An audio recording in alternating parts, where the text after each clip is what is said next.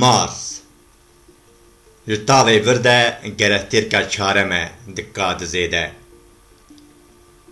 Mars navê xwe ji aferîdeyê cengê ji mîtolojiya yunaniyan hildaye.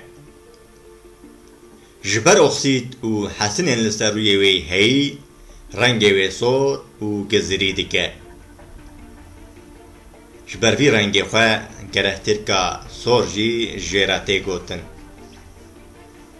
Mars Xwediyê keşubayeke tenik e wek kraterên meteoran yên li ser heyvê yan jî wek gelî, çol, volqan û cemserên cîhanê Xwediyê dîmenekî ye. Her weha ji aliyê peryoda zîvirê û pêkhatina demsalên xwe jî gelek dişibe cîhana me. Xwediyê du pêkên xwezayî ye. Bi qasî ku tê zanîn çiyayê Olimpisê çiyayê herî mezin ya kadizê ye û newala merî ners jî newala herî mezin e. Ji bilîvan li gor kovara Natur û sê gotar di sala 2008 di meha pûşberê hatin weşandin de li ser rûyê Marsê di nîvkada Bakur de rastî meteorek hatin ku dirêcahiya wê 3600 kilometre, firahiya wê 8500 kilometre bû. Ev krater 4 qat ji kratera heya roja îro hatiye dîtin mezintir e. Mars ji xeynê cîhanê gerstêrka duyem e ku di kadizê de îhtimala avhewayê û jiyanê di xwe de dihewîne. Li gor daneyên projeyên keşfê wek Mars Express û Mars Reconnaissance Optirê di cemseran de û di êrdimên navberê de bi awayekî zêdehî qeşemên avê hatin peydakirin. Di 31 tîrmeha sala 2008 de pêkekê fezayê bi navê Phoenix Mars Lander bi derbarê bi destxistina nimûneyên cemedên avê de bi ser ket.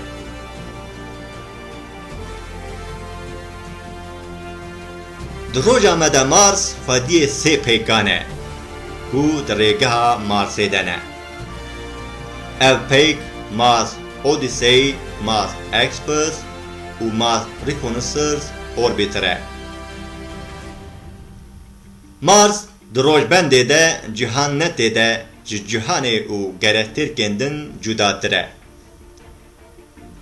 Ser rûyê erdawê gelek mazûbaniyê ji pêkan re kiriye. Li gor daneyên jeolojîk ên pêkan ev encam derketina holê. Mars di raburdiyê de Xwediyê gelek cûreyên avê bûye. Heta li gor van daneyan di 10 salên derbasbûyî de Xwediyê cûreyên gayzerê jî bûye. Li gor lêkolînên projeya NASAyê ya Mars Global Survey Cemet ji nîvkada başûrê Marsê vekişiyaye. Zanyar bi alîkariya pêka Mars Reconnaissance Orbiter destxistine ku di mehên germ de li ser rûyê Marsê herîkîna avên şor pêk hatiye. Du pêkên Marsê biçûk hene bê nîzamî ku di sala 1877 de astronot Asob Hill eçkişkirine. Her weha navên Phobos û Deimos dayewan. Mars ji cîhanê bê teleskop jî tê dîtin. Xuyaniya wê digihîje kêmek du xal nehan. Ev vê encamê derdixe holê ku piranî Jupiter ji Marsê ronaktir be jî. Tav û heyv ji vê ronahiyê derbastir dikin. Ka em bala xwe bidin van pêkên Marsê. Pêka yekem. Ji pêkên Marsê ya yekem Phobos e. Di zimanê Yunanî de pöbüs tê wateya tirsê. Ji peyka Diyamosê hem mezintir e û hem jî nêzîktirê Marsê ye. Rojbendê de ji tevahiya peykên din di rewşeke mezintir de ye. Rêgeha wê tenê ji rûyê Marsê 6000 kilometre berjortir e û êşkêla wê teqrîbî 11 kilometre ye. Peyka duyem. Diyamos peyka Marsê ya duyem e. Bi Yunanî tê wateya erjengê. Di 12 tabaxa 1877 de jaliyê asob heyvê hatiye kişkirin. Bi ihtimalek mezin asoyîdeke û di rêgeha Marsê de hatiye peyda kirin. Durahiya di navbera Mars û wê de 20 kilometre ye û zîvira xwe ya li dora Marsê 30 saetan de tamam dike. Teqrîbî çapa wê 6,2 kilometre ye. Etimolojî û watekirin. Navê Marsê di mîtolojiyê de bi xwedayê cengê re hemwate ye û ji aliyê etimolojîk ve bi meha marc ango adarê ve Xwediyê heman rehiye. Ev nav di binyada xwe de bi rengê wê sor ve têkildar hatiye dayîn. Ji bo pênasekirina gerstêrkan ji gelek zimanên cîhanê gelek re hatine bikaranîn. Her weha gelek navên cuda jî di hin zimanan de hene.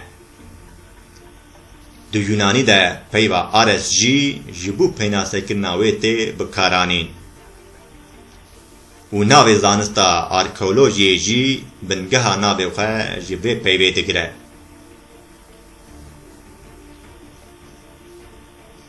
Taybetmendiyên fîzîkî. Nîvçapa Marsê nêzîkî nîvê cîhanê ye. Tîrahiya wê ji ya cîhanê hindiktir e. Qebereya wê ji sedan 15 cîhanê ye. Girseya wê jî ji sedan 11 cîhanê ye. Mars ji Merkurê mezintir û girantir e. Lê hemberî wê Merkur Xwediyê tîrahiyeke zêdetir e.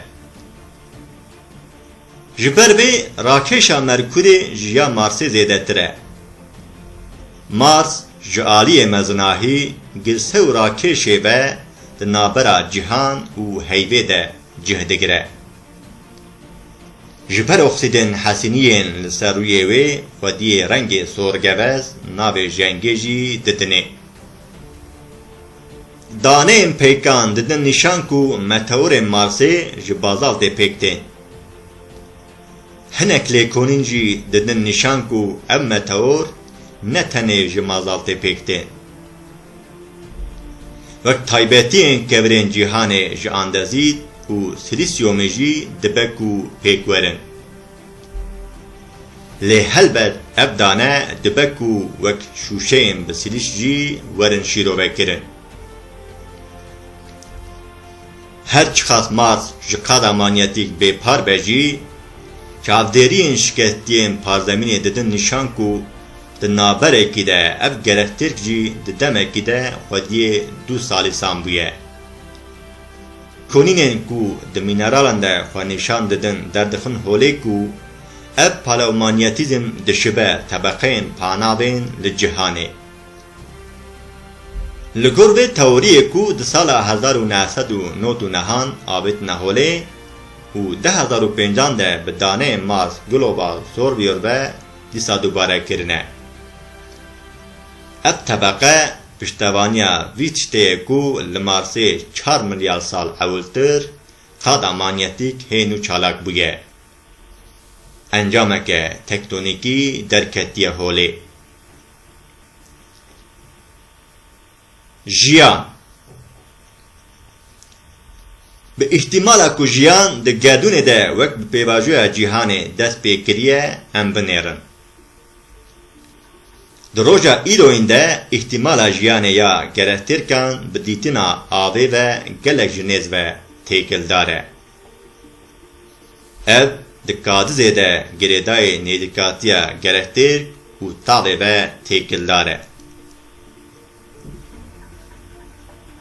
Rêgeha Marsê bi qasî nîv astronomîk dûrî ve nehiyeya guncav ku tê de cîhan jî heye û ji ber vê dûrahiyê bi atmosfereke tenik ava li ser rûyê Marsê qeşa digire.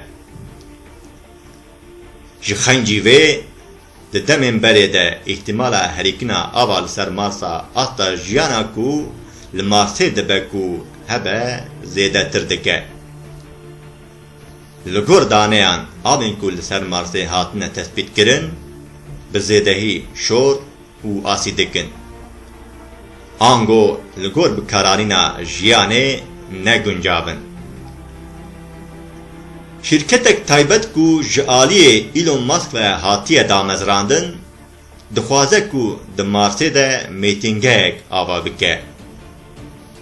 Xwesteka wî ev e gerstêrka duyem ku dişibe cîhanê ava bike, ku tê de jiyan heye.